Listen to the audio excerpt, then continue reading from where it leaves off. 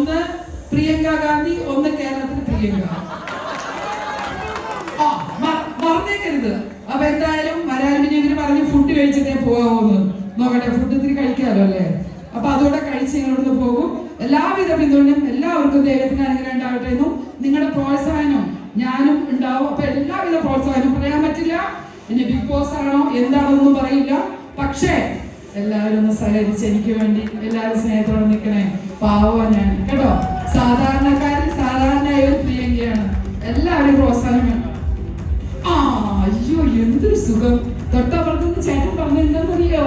Glamour ഇത്തിരി കൂടുതലാണ് പോലും.